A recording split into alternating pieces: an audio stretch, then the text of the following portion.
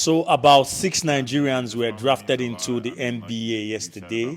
The NBA, National Basketball Association of America, one of the most prominent sports around the world. The NBA is known as an elite sport in America, which makes it very, very outstanding in terms of sports categories around the world. So, but the most interesting part of this story is that among the 6 Nigerians that were drafted into the NBA, about 4 of them are prestigious Igbo sons. And the 17th overall draft in the name of Ebuka Okorie, who is a student and a college basketball player in Stanford University. He was one time the overall best player of New Hampshire in America. The boy is just 19 years old, and you could see his father and the family present in the drafting ceremony yesterday. And we have equally other prestigious sons of Igbo land. The names Felix Obara, who is 22, drafted into the Orlando Magic. We have Ugonaya Onyenso, who is 21, drafted by the Houston Rockets. And we have Zubi Ejiofor, the aggressive one. He has been drafted to the Atlanta's Hawk.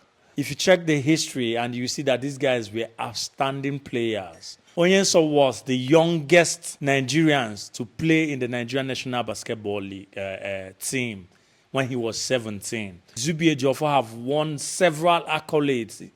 And if you talk about Obara was the number 4 overall best player in Missouri. But something is very important that I want you to know. The Igbos did not start becoming very exemplary in sports and athletics. No. Do you remember Emmanuel Ifajuna, who won, or who is the first black man to ever win a gold medal in the Commonwealth British Empire game in 1954? Ifajuna later became one of the commanding officers in the Biafran War, and he died in Enugu in 1967.